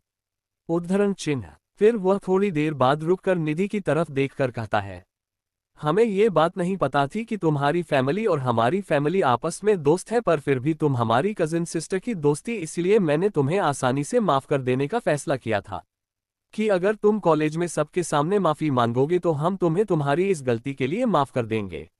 लेकिन अब जब तुम खुद ही अपनी गलती स्वीकार नहीं करना चाहती हो तो मजबूरन मुझे पुलिस कंप्लेंट करनी पड़ी, और अब जब पुलिस कंप्लेंट हो चुकी है तो पुलिस जो भी एक्शन लेंगे उसके लिए हम जिम्मेदार नहीं। उद्धरण चिन्ह। रुद्राक्ष की बात सुन निधि तो खड़े खड़े डर के मारे कांपने लगती है। वही कविता जी भी टेंशन में आ जाते हैं, क्योंकि वह ये सच जानती थी कि यह सब कुछ निधि ने ही करवाया है। तभी रुक्मणी जी उसे गुस्से में देखकर कहती है, तुम अभी भी निधि को डराने की कोशिश कर रहे हो, लेकिन उससे डरने की बिल्कुल भी जरूरत नहीं है, क्योंकि उसने कुछ किया ही नहीं है। देखना कल जब असली मुजरिम पकड़ा जाएगा तब तुम दोनों को इस बात का एहसास होगा कि तुम लोग बेवजह ही निधि के ऊपर शक कर रहे थे। उद्धरण चिन्ह। रेवा, और अगर पुलिस ने निधि को ही अरेस्ट किया तो तब तो आप हमारी बात मानेंगे ना कि निधि नहीं मेरी वह फोटो अपलोड करवाई थी। उद्धरण चिन्ह। रुक्मणी जी, और अगर निधि बेकसूर हुई तो तुम दोनों कल पूरे कॉलेज में अपने घुटनों के बल बैठकर उससे माफी मांगोगे। उद्धरण चिन्ह। रेवा, हमें मंजूर है। ये बात रेवा ने फुल कॉन्फिडेंस से कही थी, क्योंकि उन लोगों के पास निधि के खिलाफ पक्के सबूत थे। तभी निधि कविता से कहती है, माँ हमें घर चलना चाहिए, मेरी तबीयत कुछ ठीक नहीं लग रही है। कविता भी उसकी बात को समझकर हाँ में अपना सर हिलाकर वहां से खड़ी होती है और रुक्मणी जी की तरफ देखकर उन्हें कहती है, अच्छा आंटी अब हम चलते हैं, निधि की तबीयत थोड़ी ठीक नहीं लग रही है, हम घर जा रहे हैं, वह थोड़ा रेस्ट करेगी तो शायद ठीक हो जाएगी। उद्धरण चिन्ह। इतना कहकर कविता जी जल्दी से निधि का हाथ पकड़कर वहां से बाहर जाने लगती है। तभी रेवा नीति को रोकते हुए कहती है, वैसे निधि कल तुम कॉलेज तो आ रही हो ना? या फिर पुलिस कंप्लेंट की बात सुनकर तुम डर गई हो कि कहीं तुम्हारी चोरी ना पकड़ी जाए?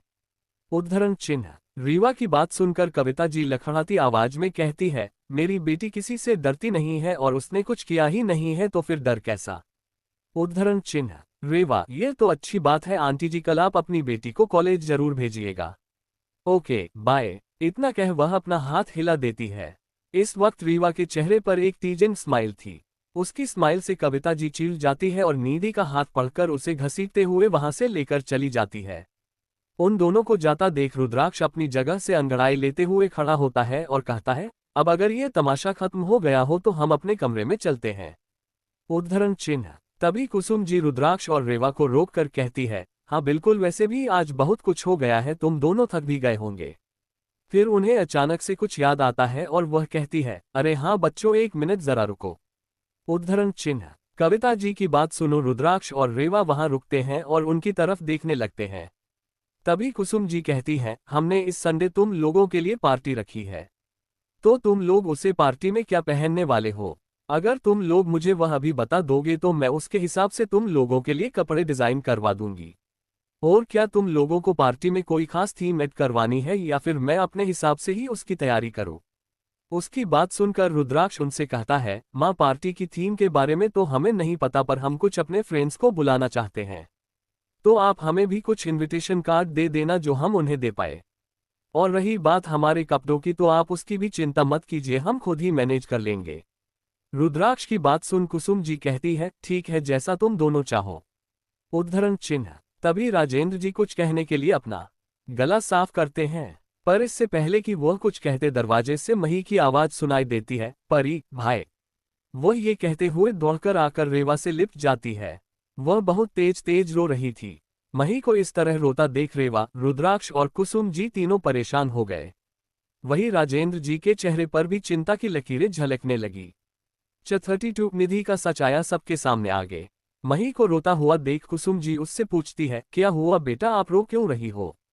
पर मही उनकी बातों का कोई जवाब नहीं देती और वह बस रोए जा रही थी। उसे इस तरह लगातार रोता देख रुद्राक्ष मही को अपने दोनों हाथों से उठाकर रेवा के बगल में सोफे पर बैठा देता है और वह खुद उसके सामने अपने घुटनों पर बैठ जाता है और प्यार से उसके चेहरे को अपने हाथ में लेकर पूछता है, क्या हुआ प्रिंस, आप इतना क्यों रो रही हो? क्या आपको स्कूल में किसी ने परेशान किया क्या? उद्धरण चिन्ह। रुद्राक्ष की बात सुन मही हाँ में अपना सर हिला देती है और वह रोते हुए कहती है, आपको पता है भाई, जब मैंने आज स्कूल में अपने दोस्तों को बताया कि मेरे पास एक परी है और एक बड़ा भाई है तो सब मुझ पर हंसने लगे और कहा कि मेरा कोई भाई नहीं है और परियां असलियत में नहीं होती। इतना क्या है, मही जोर जोर से रोने लगती है। मही की बात सुन कुसुम जी के चेहरे पर उदासी छा गई। तभी रुक्मणी चाहिए गुस्से से मही को कहती है, सुनो लड़की, आज यहाँ पहले ही बहुत तमाशा हो चुका है, इसीलिए तुम अपनी छोटी मोटी लड़ाइयों के बारे में शिकायत करना बंद करो और चुपचाप अपने कमरे में जाओ। उद्धरण चिन्ह। रुक्मणी जी की बात सुन रेवा और रुद्राक्ष दोनों ही गुस्से से उनकी तरफ देखने लगते हैं। रुद्राक्ष तो इतना गुस्सा में था कि उसे देखकर एक बार के लिए रुक्मणी जी थोड़ा सा डर जाते हैं और आगे कुछ भी कहने की हिम्मत नहीं करती, क्योंकि इस वक्त रुद्राक्ष में प्रताप की ही झलक नजर आ रही थी। फिर रुद्राक्ष और रेवा रुक्मणी जी से अपनी नजर हटाकर मही की तरह देखते हैं और रेवा प्यार से उससे कहती है, आपके दोस्त इसलिए ऐसा कह रहे थे क्योंकि उन्होंने अब तक मुझे और भाई को देखा नहीं ना, इसलिए अगर तुम मुझे और भाई को उनसे मिलवाओगी तो वह आगे से ऐसा कुछ नहीं कहेंगे। उद्धरण चिन्ह। रुद्राक्ष, आप एक काम कीजिए गुड़िया, आप अपने सभी फ्रेंड्स को इस संडे को जो पार्टी है उसमें इनवाइट कीजिए और आप हमें उन सब से मिलवाइए, तब उन्हें यकीन हो जाएगा कि आपके पास सच में एक भाई और परी है, तो फिर वह आपका मजाक कभी नहीं उड़ाएंगे। उद्धरण चिन्ह। रुद्राक्ष की बात सुनते ही मही एकदम से चुप हो जाती है और वह अपने चेहरे पर प्यारी सी स्माइल लाकर कहती है, क्या सच में भाई? अगर मैं अपने फ्रेंड्स को आपसे और परी से मिलवाऊंगी तो वह मेरा मजाक नहीं उड़ाएंगे। रेवा, हाँ बिल्कुल, और अब आप रोना बंद कर दीजिए और अपने कमरे में जाकर फ्रेश हो जाए और थोड़ी देर के लिए आराम कीजिए, ठीक है? मही उसकी बात सुन हमें अपना सर हिलाकर वहां से उठकर अपने कमरे में चली जाती है। कुसुम जी मही, रुद्राक्ष और रेवा के बीच के बॉन्डिंग देखकर बहुत ही खुश हो रही थी और यह खुशी उनके चेहरे से साफ दिखाई दे रही थी। मही के जाते ही बाकी सब भी अपने अपने कमरे में जाने लगते हैं। तभी रूपाली कुसुम जी को पीछे से आवाज देती है, कुसुम आंटी जरा रुक तो। रूपाली की आवाज सुन को समझी रुककर उसकी तरफ असमंजस में देखने लगते हैं। तभी रूपाली उनसे कहती है, कुसुम आंटी, क्या आप मुझे भी पार्टी के कुछ इन्वेस्टिगेशन लेटेस्ट दे सकती है? वह क्या है ना, मैं भी अपने फ्रेंड्स को बुलाना चाहती हूँ और उन्हें रुद्राक्ष और रेवा से इंट्रोड्यूस करवाना चाहती हूँ। वह क्या है ना, कॉलेज में भी उन दोनों के कुछ ज्यादा दोस्त नहीं है और मैंने अपने सभी फ्रेंड को उनके बारे में बताया है और वह सब भी उन दोनों से मिलने के लिए बहुत एक्साइटेड है। इतना कहकर रूपाली उम्मीद भरी नजरों से कुसुम जी की तरफ देखने लगती है। इससे पहले कि कसम जी कुछ कहती, रुक्मणी जी कहती है, तुम्हें इसके लिए इजाजत लेने की क्या जरूरत है बेटा, तुम अपने जितने भी दोस्तों को बुलाना चाहो बुला सकती हो। फिर वह आकाश की तरफ देखकर कहती है, तुम भी अपने जितने भी फ्रेंड्स को बुलाना चाहते हो उन्हें बुला सकते हो। ये तुम्हारे घर की ही पार्टी है, इसके लिए तुम्हें किसी से इजाजत लेने की जरूरत नहीं। उद्धरण चिन्ह। फिर वह कुसुम की तरफ देखकर कहती है, और हाँ सुनो, तुम कुछ इनविटेशन लेटर ऋत्वी और विजय को भी भेज देना ताकि वह भी अपने फ्रेंड्स को बुला सके। उनकी बात सुन कुसुम जी हाँ मैं अपना सर हिला देती है और वहां से चली जाती है। अब एक एक कर सब अपने अपने कमरे में चले जाते हैं। अगले दिन सुबह कॉलेज में रुद्राक्ष और रेवा जैसे ही अपनी क्लास में पहुंचते हैं उन्हें अपने सामने निधि खड़ी मिलती है।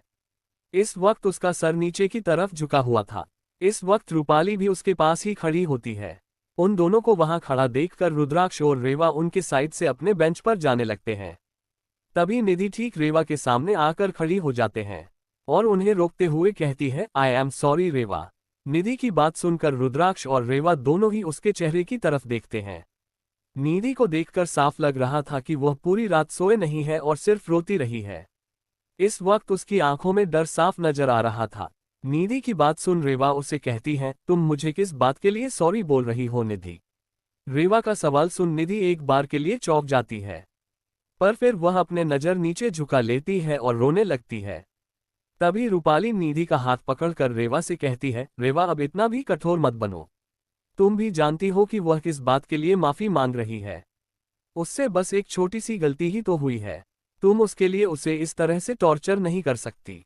उसने जो भी किया है वह बस एक छोटी सी गलतफहमी की वजह से किया है और इसके लिए वह शर्मिंदा भी है, तो तुम प्लीज उसे माफ कर दो और इस बात को आगे ना बढ़ाकर यही खत्म करो। उद्धरण चिन्ह। रूपाली ने यह बात बहुत तेज बोली थी जो पूरी क्लास सुनती है। रूपाली की बात सबका ध्यान उन दोनों की तरफ चला जाता है। निधि इस वक्त अपना सर झुकाए रो रही थी और रूपाली भी इस वक्त बहुत ही डरी हुई और दयनीय दिखने की कोशिश कर रही थी।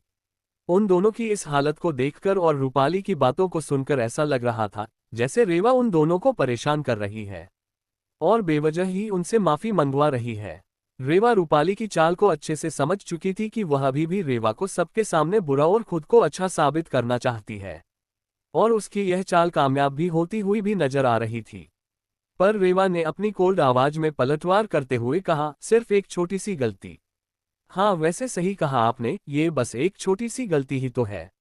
वैसे भी किया ही क्या है, मिस निधि वर्मा ने सिर्फ कॉलेज फोरम पर मेरी एक फोटो ही तो अपलोड करवाई है और उसके नीचे दिखा दिया कि तारांकन कॉलेज के फर्स्ट डे ही एक लड़की ने कॉलेज के सबसे हैंडसम लड़कों के ग्रुप को पटा लिया। तारांकन, हाँ ये बात अलग है कि इस न्यूज़ की वजह से पूरे कॉलेज में मुझे कैरेक्टरलेस समझा जा रहा है और मेरे बारे में लोग गलत बातें बोल रहे हैं। रेवा ने यह बात इतनी तेज बोली थी कि शायद उसकी आवाज क्लास के बाहर तक जा रही थी। रेवा की बात सुन पूरी क्लास चौंक गई और सब अपनी आंखें फाड़े रूपाली और निधि को देखने लगते हैं। 33 निधि का सच आया सबके सामने पार्ट -2। आगे रेवा के इस तरह के जवाब को सुन रूपाली और निधि दोनों ही हैरान रह गए। रूपाली ने ये सोचा भी नहीं था कि रेवा इस तरह से उनका प्लान फ्लॉप कर देगी। वहीं पूरे क्लास की नज़र अब उन दोनों पर ही थी। खुद पर सबकी यूं नज़र महसूस कर वो दोनों थोड़ा सा असहज महसूस करने लगी। वही रेवा की बात सुन क्लास में सब अपने होश में आए। तभी एक लड़के ने कहा, यार क्या तुमने भी वही सुना जो मैंने सुना। उसकी बात सुन उसके बगल में बैठे लड़के ने कहा, हाँ यार मैं भी यही सुना कि रेवा की वह तस्वीर और न्यूज़ निधि ने वायरल करवाई थी। उद्धरण चिन्ह। उसकी बात सुनकर वही पहले लड़के ने कहा, मैंने सोचा भी नहीं था कि निधि ऐसा कुछ करेगी। वह तो कितनी प्यारी है यार। उद्धरण चिन्ह। उन दोनों की बातों के बीच उनके पीछे बैठे एक लड़की ने उनसे कहा, अरे निधि ने ये किया वो तो फिर भी समझ में आता है, पर मुझे ये समझ में नहीं आ रहा कि रूपाली रेवा की बहन होने के बावजूद भी निधि की तरफदारी क्यों कर रही है। उद्धरण चिन्ह। क्लास में सबकी बातें सुनकर निधि और रूपाली का चेहरा काला पड़ने लगता है। तभी रूपाली थोड़ी हिम्मत करके रेवा की तरफ देखकर कहती है, देखो रेवा मैं मानती हूँ कि निधि ने जो किया वह गलत किया, मगर उसने ये जानबूझकर नहीं किया है। दरअसल निधि चिराग को पसंद करती है और उस दिन जब चिराग ने तुम्हें रोज गिफ्ट किया तो उससे ये बर्दाश्त नहीं हुआ और उसने ये सिर्फ जलन और गुस्से के कारण कर दिया। प्लीज तुम उसे माफ कर दो। उद्धरण चिन्ह। रूपाली की बात सुन रेवा कहती है, आपके कहने का मतलब यह है कि मैं उसे सिर्फ इसलिए माफ कर दूं क्योंकि निधि चिराग भाई को पसंद करती है और उसने सिर्फ जलन की वजह से ये किया। वैसे रूपाली वह तुम ही थी ना जो कल पूरे क्लास के सामने मुझे हमारे परिवार का नाम खराब करने के लिए लेक्चर दे रही थी। और अब जब तुम्हें ये पता चला है कि यह सब कुछ निधि ने किया तो ये तुम्हारे लिए बस एक छोटी सी बात हो गई जैसे कभी कुछ हुआ ही ना हो। उद्धरण चिन्ह। फिर रेवा थोड़ा रुककर आगे कहती है, वैसे कल जब वह फोटो अपलोड होने के बाद क्लास में निधि सबके सामने मेरी बेइज्जती कर रही थी तब भी तुम उसी का ही साइड ले रही थी। मुझे तो ये समझ में नहीं आता, तुम अपने मुंह से तो कहती हो कि तुम मेरी और भाई की फिक्र करती हो, पर तुम्हारी हरकतों और बातों से मुझे ये कहीं नजर नहीं आता। उद्धरण चिन्ह। रेवा की बात से पूरी क्लास एक बार फिर से सच में पड़ जाती है। तभी एक लड़की कहती है, यार रेवा बात तो सही कह रही है। कल भी जब वह फोटो देखने के बाद निधि रेवा की बेइज्जती कर रही थी तब भी रूपाली ने निधि का ही साथ दिया था और रेवा को ये बता रही थी कि निधि बस उसकी चिंता कर रही है इसलिए उसके साथ ऐसा बर्तन करती है, जबकि निधि की बातों से यह साफ जाहिर हो रहा था कि वह रेवा की बेइज्जती कर रही थी। और जब रेवा ने निधि को पलटकर जवाब दिया था तब भी उसने रेवा की ही गलती बताई और उसे निधि से माफी मांगने के लिए भी कहा था, जबकि यह बात हम सब ने नोटिस की थी वह निधि ही थी जो रेवा के साथ बुरा व्यवहार कर रही थी। उद्धरण चिन्ह। तभी रुद्राक्ष जो वहां पास ही की बेंच पर टेक लगाकर अपना एक हाथ अपनी जीन्स की पॉकेट में डालकर खड़ा था, वह आलस भरी आवाज में उसे कहता है, देखो निधि, हम दोनों को तुमसे बहस करने में कोई इंटरेस्ट नहीं है। अगर तुमने माफी मांगने का फैसला कर ही लिया है तो मैं तुम्हें बता दूं कि दोपहर 12 बजे तक का वक्त है। दोपहर 12 बजे के बाद कमिश्नर सर तुम्हें अरेस्ट करने के लिए यहां पहुंच जाएंगे। अगर तुम जेल नहीं जाना चाहती तो उससे पहले पब्लिकली रेवा से माफी मांग लो, हम तुम्हें माफ कर देंगे और कंप्लेंट वापस ले लेंगे। इतना कह रुद्राक्ष और रेवा अपनी बेंच पर जाकर बैठ जाती है। रुद्राक्ष की बात से रूपाली और निधि अपनी जगह पर जम गए थे। तो फिर निधि कपकपाती आवाज में कहती है, क्या क्या कहा तुमने? क्या पुलिस सच में मुझे अरेस्ट करने के लिए आ रही है? क्या तुमने कल सच में मेरे खिलाफ पुलिस स्टेशन में कंप्लेंट लिखवाई थी? उद्धरण चिन्ह। निधि की बात सुनो रुद्राक्ष एक तिरछी स्माइल के साथ कहता है, तो तुम्हें क्या लगता है तुम मेरी बहन की बदनामी करने की कोशिश करो और मैं कुछ करूं भी ना? हमने तुम्हें कल भी मौका दिया था और आज भी दे रहे हैं। कमिश्नर अंकल के आने से पहले अगर तुम रेवा से पब्लिकली माफी मांग लेती हो तो मैं वादा करता हूं कि पुलिस तुम्हें अरेस्ट नहीं करेगी और बात यहीं पर खत्म हो जाएगी। रुद्राक्ष की बात सुन निधि और रूपाली दोनों ही उसे आश्चर्य से देखने लगी, क्योंकि कल जब रुद्राक्ष ने कमिश्नर देशमुख से बात की थी तब उन्हें ये लगा था कि रुद्राक्ष बस निधि को डराने के लिए कमिश्नर से बात करने की एक्टिंग कर रहा है। उन दोनों की नजरों में रुद्राक्ष की इतनी हैसियत ही नहीं है कि वह सीधा कमिश्नर से बात कर सके। रूपाली को तो इस बात पर भी यकीन नहीं था कि रुद्राक्ष की अपनी गेमिंग कंपनी है। उसे तो ये लग रहा था कि रुद्राक्ष अविनाश को बस किसी तरह जानता है, इसलिए रुद्राक्ष ने रक्षाबंधन के दिन शो ऑफ के लिए अविनाश कश्यप की मदद ली थी। रुद्राक्ष की पुलिस कंप्लेंट वाली बात सुन क्लास के सभी स्टूडेंट भी रुद्राक्ष को हैरानी से देखने लगते हैं। तभी किसी ने निधि को कहा, निधि मेरे ख्याल से तुम्हें पब्लिकली रेवा से माफी मांग लेनी चाहिए, आखिर जेल जाने से यह बेहतर होता है। ये बात किसी और ने नहीं बल्कि सोनल ने कही थी। सोनल की बात सुन निधि उसकी तरफ गुस्से में देखने लगती है। निधि सोनम से कुछ कहने ही वाली होती है कि तभी क्लास में पीछे से प्रोफेसर आ जाते हैं। वह निधि और रूपाली को क्लास के बीच खड़ा देखकर उनसे कहते हैं, तुम दोनों यहाँ बीच में क्यों खड़े हो, जाओ जाकर अपनी बेंच पर बैठ जाओ। प्रोफेसर की बात सुनकर निधि और रूपाली अपनी बेंच पर जाकर बैठ जाते हैं। प्रोफेसर अपनी क्लास खत्म कर चले जाते हैं। 34 पुलिस का कॉलेज आना। अब आगे प्रोफेसर की क्लास से जाते ही सभी स्टूडेंट आपस में बात करने लगते हैं। तभी प्रोफेसर राधिका क्लास में इंटर करती है। वो एक नज़र सबको देखती है, फिर अपनी नज़रें निधि की तरह कर उससे कहती है, निधि तुम्हें प्रिंसिपल सर ने अपने ऑफिस में बुलाया है। फिर वह रुद्राक्ष और रेवा की तरफ देखकर कहती है, रुद्राक्ष रेवा तुम दोनों भी मेरे साथ प्रिंसिपल ऑफिस चल रहे हो। उद्धरण चिन्ह। उनकी बात सुन रुद्राक्ष और रेवा हाँ में अपना सर हिलाकर उनके साथ जाने लगते हैं। पर निधि प्रोफेसर राधिका की बात सुन बहुत डर जाती है और अपनी जगह से बिल्कुल भी नहीं हिलती। उसे खड़ा ना होता हुआ देख प्रोफेसर राधिका उससे कहती है, निधि तुम्हें अभी प्रिंसिपल सर ने प्रिंसिपल ऑफिस में बुलाया है, कल नहीं सो प्लीज हमारे साथ चलो।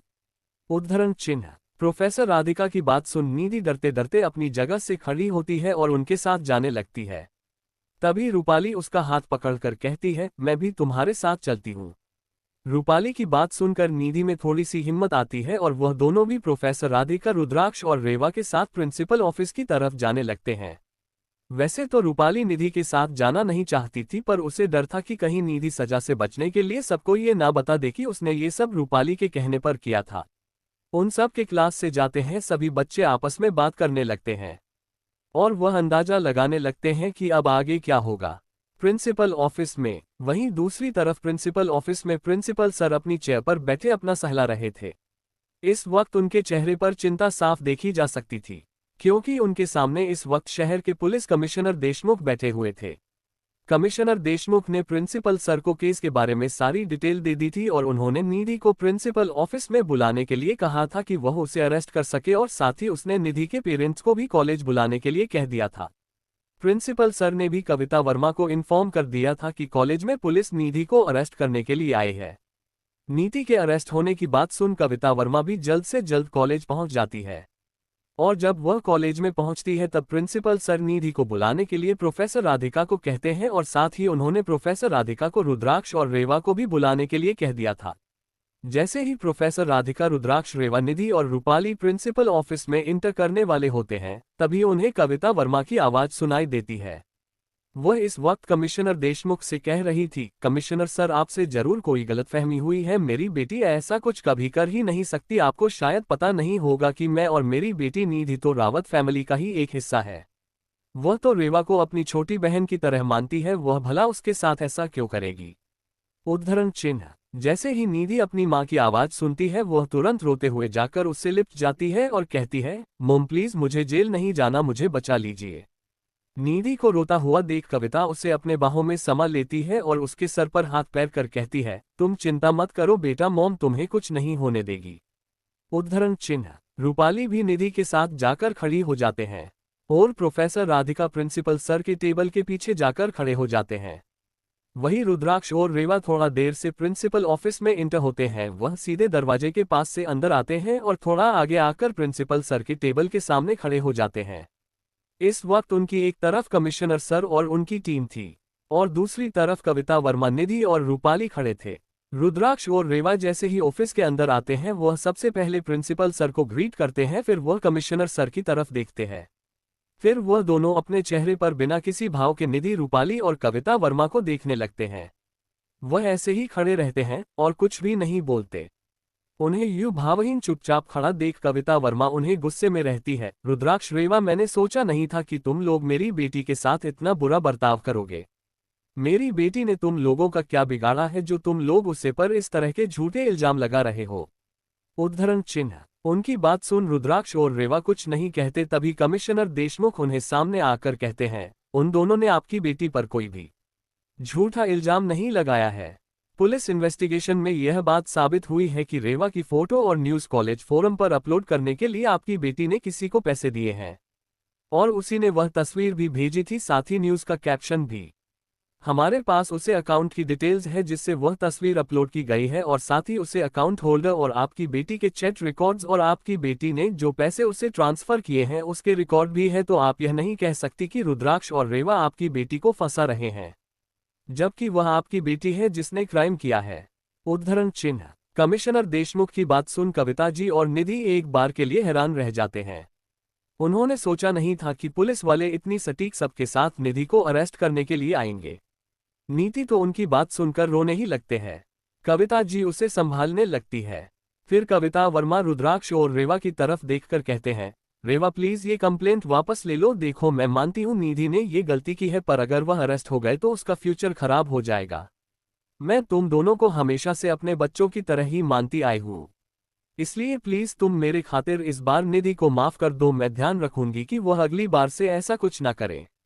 उद्धरण चिन्ह। उनकी बात सुन रेवा कहती है, आंटी, हम वैसे भी ये कंप्लेंट करना नहीं चाहते। हमने कल भी यह सारे सबूत प्रिंसिपल सर को दिखाए थे और उनसे कहा था कि नीति अगर पब्लिकली मुझसे माफी मांग लेती है तो हम उसके खिलाफ कोई कंप्लेन नहीं करेंगे। और यही बात हमने आपको घर पर भी कही थी, पर वह आप लोग थे जो यह मानने को रेडी नहीं थे कि निधि ने ये सब किया है, इसीलिए हमें मजबूरन पुलिस कंप्लेन करवानी पड़ी। उद्धरण चिन्ह। रुद्राक्ष, अभी भी देर नहीं हुई। अगर निधि रेवा से माफी मांग लेती है तो हम ये कंप्लेंट वापस लेने को रेडी है। उद्धरण चिन्ह।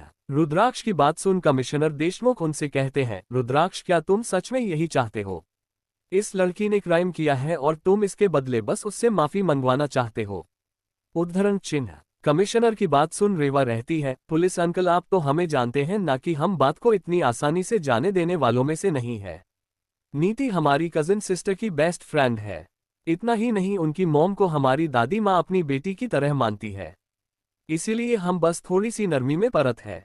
और वैसे भी वह अभी कॉलेज के फर्स्ट ईयर भी है। अगर वह अभी अरेस्ट हो जाती है तो उसका फ्यूचर खराब हो जाएगा। और हम नहीं चाहते कि हमारी वजह से किसी की लाइफ बर्बाद हो। उसने गलती की है तो अगर वह सॉरी बोल देगी तो हम उसे माफ कर देंगे। उद्धरण चिन्ह। वह लोग ये बात कर ही रहे होते हैं कि तभी प्रिंसिपल ऑफिस में कोई अंदर आता है। वह एक नज़र सबको देख कमिश्नर देशमुख को देख कहता है, कमिश्नर सर आप निधि को अरेस्ट नहीं कर सकते, हम अपने बच्चों की तरफ से की गई कंप्लेंट वापस लेते हैं। उद्धरण चिन्ह। 35 रुक्मणी जी का कॉलेज आना। अब आगे वह शख्स कोई और नहीं रुक्मणी जी थी। दरअसल कविता वर्मा को जैसे ही प्रिंसिपल सर ने कॉल कर बताया था कि निधि को अरेस्ट करने के लिए पुलिस कमिश्नर आए हैं तो उसने तुरंत यह बात रुक्मणी जी को बता दी थी और उनसे रिक्वेस्ट की थी कि वह कॉलेज आकर रेवा और रुद्राक्ष को समझाएं कि वह अपनी कंप्लेंट वापस ले ले। रुक्मणी जी को देखकर कविता वर्मा को थोड़ी राहत महसूस होती है। उसे अब लगता है कि अब निधि अरेस्ट नहीं होगी क्योंकि रुक्मणी जी रुद्राक्ष और रेवा को वह कंप्लेंट वापस लेने के लिए मना लेगी।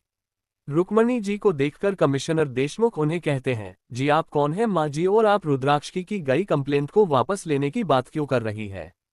उद्धरण चिन्ह। कमिश्नर देशमुख की बात सुन रुक्मणी जी उनके सामने आकर खड़ी होती है और अपने सख्त आवाज में रहती है, मेरा नाम रुक्मणी रावत है और मैं रुद्राक्ष और रेवा की दादी माँ हूँ। रुद्राक्ष और रीवा ने यूं ही जोश में आकर यह कंप्लेंट कर दी थी, मैं उन दोनों की तरफ से वह कंप्लेंट वापस लेना चाहती हूँ।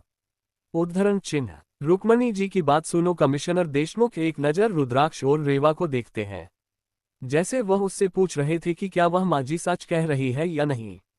रुद्राक्ष उनकी नजरों में सवाल को समझकर उनसे कहता है, हाँ कमिश्नर अंकल ये हमारी दादी माँ है।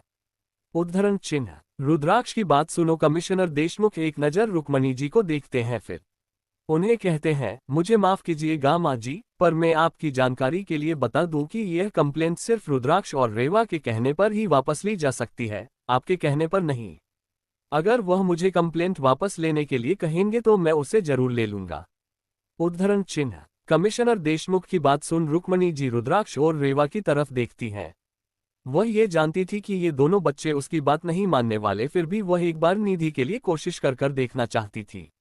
वह कुछ कहती उससे पहले ही रुद्राक्ष अपनी जगह से हिलकर प्रिंसिपल सर के टेबल के पास रखी चेयर को खींचता है और उसे दादी के पीछे लगा देता है और कहता है, आपको जो कहना है वह बैठकर कहिए दादी माँ, वैसे भी माँ ने बताया था कि आपके घुटनों में दर्द रहता है, ज्यादा देर खड़े रहना आपके लिए अच्छा नहीं। उद्धरण चिन्ह। रुद्राक्ष का ये व्यवहार देख रुक्मणी जी आश्चर्य में पड़ जाती है, पर फिर वह उससे चेहरे पर बैठ जाती है। फिर उनकी नज़र रोती हुई निधि पर चली जाती है। वह गुस्से में आकर रुद्राक्ष से कहती है, देखो रुद्राक्ष तुम ये कंप्लेंट वापस ले लो, चाहे जो भी हो, निधि भी हमारे परिवार का ही एक हिस्सा है, तुम उसके साथ ऐसा नहीं कर सकते।